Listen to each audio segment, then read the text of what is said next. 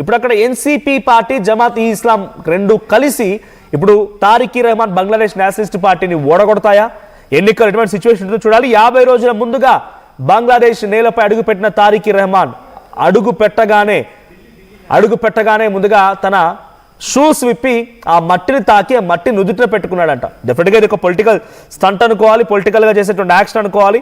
So ఇప్పుడు ఆయన మాట్లాడుతున్న మాటలు కానివ్వండి, లేకపోతే ఆయన చెప్తున్నటువంటి స్పీచెస్ కూడా కొంత ఇండియాకి కూడా ఇట్స్ బిగ్ గ్రేట్ న్యూస్ అని చెప్పాలి. ఎందుకంటే కొంత ఇప్పుడు భారతదేశానికి వ్యతిరేకంగా షేక్ హసీనా ఇక్కడ ఉండడం మూలంగా అక్కడ బంగ్లాదేశ్లో ఒక కృత్రిమ ఉద్యమాలు సృష్టించడం మనం చూస్తూనే ఉన్నాం. జమాత్ ఇస్లామీ కానివ్వండి, ఎన్సీపీ పార్టీ రెండు కూడా అక్కడ పొలిటిసైజ్ చేస్తూ వాళ్ళంతా కూడా ఉద్యమాలు చేసి షేక్ హసీనాని మాకు అప్పగించడం చెప్పి భారత్ వ్యతిరేకంగా నినాదాలు చేయడం, హిందువులపైన దాడులు చేయడం, నడి రోడ్డుపై నిప్పంటించి హతమార్చడం, మహిళల్ని వివస్త్రణ చేయడం, వారిని కొట్టడం, దాడి చేయడం, నడి రోడ్డుపైన చిత్రహింసలు గురి చేయడం లాంటి సంఘటనలు చూస్తూనే ఉన్నాం.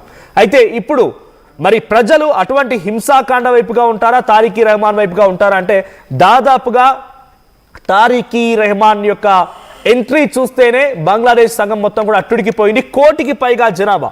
ఆయన ఎయిర్పోర్ట్ నుంచి ఆయన సభా ప్రాంగణం వెళ్ళడానికి 13 కిలోమీటర్ల దూరం ఉంటే 4 గంటల సమయం పట్టిందంట రావడానికి. అంటే అంతటి జన ప్రవాహం మధ్యలో, అంతటి జనవాహిని మధ్యలో నుంచి ఆయన ఆ నినాదాలు చూస్తూ బంగ్లాదేశ్ నేషనలిస్ట్ పార్టీ నినాదాలు కానీ తారిక్ రెహమాన్ మా ప్రధాని అంటూ ఆ ప్రజల యొక్క నినాదాలు చూస్తూ మధ్యలో నుంచి వెళ్ళిపోవడం చూస్తున్నాం. సో మా ప్రతినిధి నవీన్ ఉన్నారు. నవీన్, సో ప్రెసిడెంట్ తారిక్ రెహమాన్ సంబంధించినటువంటి ఎంట్రీతో బంగ్లాదేశ్లో కొంత సిచ్యువేషన్ మారే అవకాశం కనబడుతుందా? ఇప్పుడు బంగ్లాదేశ్ భారత్కి దగ్గరయ్యే అవకాశం కనబడుతున్నాయా?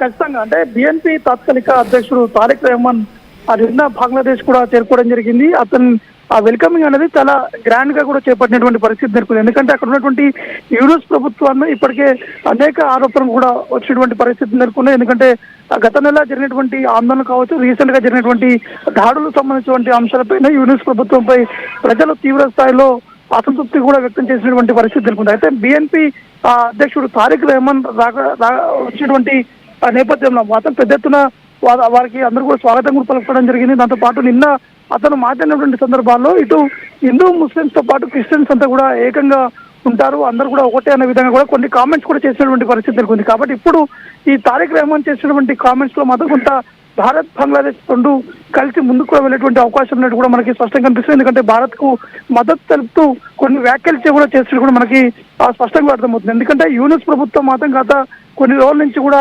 ఆందోళనకారులను కూడా ప్రోత్సహించడము, దాంతో పాటు హిందువులపై జరుగుతున్నటువంటి దాడిని కూడా యూనిస్ పై కూడా కొంత అసంతృప్తి కూడా వ్యక్తం చేసేటువంటి పరిస్థితి నెలకొంది. ఇప్పుడు యూనిస్ కి ఇది ఒక కౌంటర్ అనేది కూడా చెప్పుకోవచ్చు. ఎందుకంటే బిఎన్పీ అధ్యక్షుడు తారిక్ రెహమాన్ రావడము, దాంతో పాటు అతను చేసినటువంటి సభలో మాట్లాడినటువంటి అంశాలు ఇప్పుడు బంగ్లాదేశ్ వ్యాప్తంగా కూడా ఇది చర్చగా జరుగుతున్నటువంటి పరిస్థితి నెలకొంది.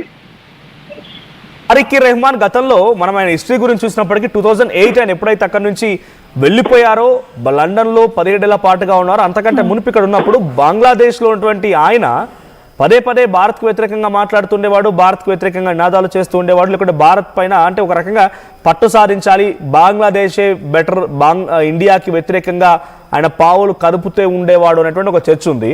సో ఈ 17 ఏళ్ల తర్వాత ఆయన సిచ్యువేషన్ గమనించారా? అంటే భారత్ ధైర్యాన్ని, భారత్ ఎదిగేటువంటి విధానాన్ని చూసి భారత్తో దగ్గరగా ఉంటే బంగ్లాదేశ్కే బెనిఫిట్ అనే ఆలోచనలో ఉన్నారా?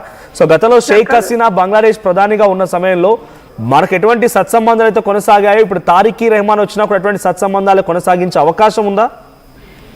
ఖచ్చితంగా. అంటే నిన్న అతను మాట్లాడినటువంటి తీరు కావచ్చు, అతను కొంత సెంటిమెంట్ తోటి ముందుకు వెళ్ళేటువంటి ప్రయత్నాలు కూడా చేసేట్టు కూడా మనకి స్పష్టంగా అర్థమవుతుంది. అతని కామెంట్స్ తో కూడా కొంత భారత్ కి దగ్గరయ్యేటువంటి విధంగా ఉన్నట్టు కూడా మనకి స్పష్టంగా అర్థమవుతుంది. అంటే గతంలో జరిగినటువంటి కామెంట్స్ కావచ్చు, ఇప్పుడు యూనిస్ ప్రభుత్వంపై ఉన్నటువంటి ఆరోపణలు కావచ్చు, కొంత అసంతృప్తి కూడా ఉంది. కాబట్టి దీన్ని క్యాచ్ చేసుకొని ముందుకు వెళ్ళాలని చెప్పేసి కూడా ఇటు బిఎన్పీ అధ్యక్షుడు తారిక్ రెహమాన్ కూడా ఈ విధంగా ఆలోచన కూడా చేస్తున్నది కూడా తెలుస్తుంది. కాబట్టి ఇవన్నీ ఆందోళనకారులను అందరూ కూడా శాంతింప చేసి ఖచ్చితంగా ముందుకు ఏ విధంగా వెళ్ళాలి. ఎందుకంటే భారత్ మాత్రం చాలా ధైర్యంగా ఉంది. ఎందుకంటే భారత్ దేనికైనా అటాక్ చేసేందుకు కూడా సిద్ధంగా ఉంది. కాబట్టి ఖచ్చితంగా వారితో కూడా ముందుకు కలిసి వెళ్తే బంగ్లాదేశ్ కూడా కొంత మెరుగుపడేటువంటి అవకాశాలు ఉన్నాయని చెప్పేసి కూడా తారిక్ రెహమాన్ ఈ యొక్క ఆలోచన కూడా ఉన్నట్టు కూడా తెలుస్తుంది. ఎందుకంటే చేసినటువంటి ఆ వ్యాఖ్యల్లో మాత్రం కొంత స్పష్టతగా ఉంది. ఎందుకంటే హిందువులు కావచ్చు, అక్కడ ఉన్నటువంటి మైనారిటీలపై చేసేటువంటి దాడులు, ఇప్పుడున్నటువంటి ఆందోళనకారులు మొత్తం అందరూ కూడా సైలెంట్ గా ఉండాలి. ఎందుకంటే యూనిస్ ప్రభుత్వమే వీరందరూ కూడా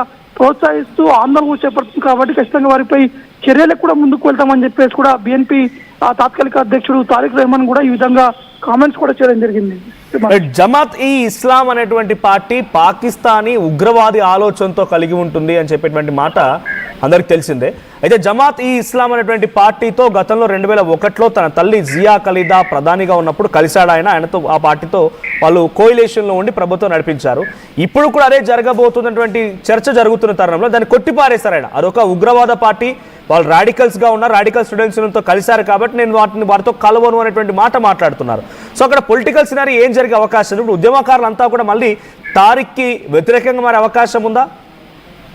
అంటే ప్రస్తుతం ఉన్నటువంటి పరిస్థితుల్లో ఎట్టి పరిస్థితుల్లో బంగ్లాదేశ్ లో పెద్ద ఎత్తున ఉద్రిక్తమైనటువంటి పరిస్థితులు నెలకొని అనేక మంది చనిపోయినటువంటి సంఘటనలు కూడా చూస్తారు. కాబట్టి ప్రస్తుతం ఈ రోజు అక్కడ కొంత పొలిటికల్ గా కూడా ఒక సమావేశం కూడా ఏర్పాటు చేసేటువంటి అవకాశాలు ఉన్నాయి. ఎందుకంటే అతను రీసెంట్ గా చేసినటువంటి కామెంట్స్ కావచ్చు, కొంత రాడికల్ కి సంబంధించినటువంటి విషయాలపైన కూడా అతను రీసెంట్ గా జరిగినటువంటి సమావేశాలు కూడా ఈ అంశాన్ని ప్రస్తావించినటువంటి పరిస్థితి నెలకొంది. కాబట్టి అతను ఏ విధంగా ముందుకు వెళ్ళాలి, ఒకవేళ ఆ పార్టీ తోటి కూడా బయటికి వస్తే ఏ విధంగా బంగ్లాదేశ్ ఉన్నటువంటి పౌరులు ఏ విధంగా బిహేవ్ చేస్తారు, ఒకవేళ అతనికి ఏమైనా వ్యతిరేకత వస్తుందా, లేకపోతే పౌరులందరూ కూడా తమతో కలిసి ముందుకు వెళ్తారా లేదనేది కూడా అతనికి ఉన్నటువంటి కొంతమంది సన్నిహితులతో కూడా తారీఖు ఒక సమావేశం కూడా ఏర్పాటు చేసేటువంటి అవకాశం కనిపిస్తుంది. ఎందుకంటే ఎన్నికలు దగ్గర పడుతున్నటువంటి సమయం ఉంది కాబట్టి ఈ డిసిషన్ అనేది ఈ రోజు సాయంత్రం వరకు కూడా ఫైనల్ అయ్యేటువంటి అవకాశాలు ఉన్నాయి. మనసు right, thank you Naveen. So మొత్తంగా బంగ్లాదేశ్ భారత్ మధ్య ఉద్రిక్తతల నేపథ్యంలో తారిక్ ఎంట్రీతో కొంత ఇప్పుడున్న సిచ్యువేషన్లో అయితే ఫైన్, బంగ్లాదేశ్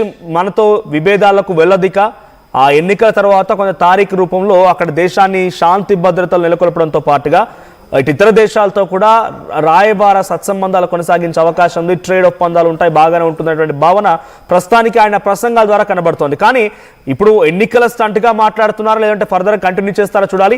జమాత్ ఈ ఇస్లామీ అనేటువంటి ఆ పార్టీతో కలవడం మేము జరగదు, ఒంటరిగానే పోరాడతాం, ఒంటరిగానే ఉంటామనేటువంటి ఒక్క మాటతో కొంత తారీఖు పైన ఇప్పుడు ఇండియా కూడా న్యూఢిల్లీ నుంచి కూడా కొంత పాజిటివిటీ కనబడుతోంది. సో ఇప్పటికే యూనస్ ప్రభుత్వానికి గుండెల్లో దడ మొదలైంది. 50 రోజుల్లో ఎన్నికలు జరగబోతున్న యూనస్ పరోక్షంగా అటు ఎన్సీపీకి నేషనలిస్ట్ సిటిజన్ పార్టీ విద్యార్థుల చేత ఏర్పడినటువంటి పార్టీకి మద్దతు ఇస్తూ ఉన్నాడు. కానీ ఇప్పుడు ఆ పార్టీ ఏమాత్రం కూడా ఉనికి చాటుకున్న అవకాశం లేదు. తారీఖ్ నిన్న ఎంట్రీతోనే మిగిలిన పార్టీలన్నీ కూడా తోక ముడిచినట్టు కనబడుతోంది. సో తారిక్ రెహమాన్ గతంలో జియా ఖలీదా ప్రధానిగా పనిచేసే సమయంలో అనేక ఆరోపణలు, స్కామ్లకు సంబంధించిన విషయాలపైన కేసులు ఎదుర్కొని అక్కడి నుంచి పరారైపోయి 17 ఏళ్ల తర్వాత మళ్ళీ బంగ్లాదేశ్లో అడుగుపెట్టాడు. మరి ఇప్పుడున్నటువంటి ఆ ఉద్రిక్తత పరిస్థితులు, ఉద్యమాలని ఆయన ఎలా కంట్రోల్ తీసుకొస్తారో చూడాలి. సో ఇప్పుడు అటు యూనస్ పైన కూడా కొంత ఒత్తిడి పెరుగుతోంది. చాలా మంది సలహాదారులు రాజీనామా చేశారు. తర్వాత చాలా పెద్ద ఎత్తున అక్కడ సిచ్యువేషన్ కంట్రోల్ లేకుండా పోయింది. కాబట్టి మళ్ళీ అక్కడ తాత్కాలిక అధ్యక్షుడిగా ఉన్నటువంటి యూనస్ తొలగించి ఆర్మీ రూల్ని ఇంపోజ్ చేసి ఇప్పుడున్న సిచ్యువేషన్ని కంట్రోల్లోకి తీసుకురావాలని ఒక ఆలోచన కూడా అక్కడ ఆర్మీ చేస్తున్నట్టు తెలుస్తోంది. మరి ఇప్పటికే ఇద్దరు హిందువులని, అమృత్ మండల్ అండ్ దీపు చంద్రదాస్, ఇద్దరు హిందువులతో పాటు ఒక సిగ్దార్ని కూడా నడి రోడ్డు పైన హతమార్చి నిరసనకారులు నిప్పండించిన సంగతి తెలిసిందే. అటు షరీఫ్ హాదీ అయినటువంటి ఎన్సీపీ పార్టీకి సంబంధించిన ఒక స్పోక్స్ పర్సన్, విద్యార్థుల చేత ఏదైతే ఉద్యమం నడిపిస్తున్నారో ఆ విద్యార్థి నాయకుడు ఒకతను కూడా నడి రోడ్డు పైన గన్తో పేల్చి పరారైపోయారు. అయితే దాని వెనుక కూడా భారతే కుట్ర చేసిందనే రకంగా బంగ్లాదేశ్లో ఉద్యమిస్తున్నారు. వాళ్ళంతా వాళ్ళు కుట్రగా చేస్తున్నారు, వాళ్ళంతా వాళ్ళు తిట్టుకుంటున్నారు, గొడవలు పడుతున్నారు, రోడ్డు పైకి ఎక్కుతున్నారు, నానా రభస చేస్తున్నారు. మళ్ళీ ఆఖరికి వస్తే భారతదేశం అంటున్నారు. సో భారతదేశంలో కూడా అక్కడ ఢాకాలో హిందువులపై జరిగినటువంటి దాడిని చాలా తీవ్రంగా ఖండిస్తూ ఢిల్లీలో కూడా కొంత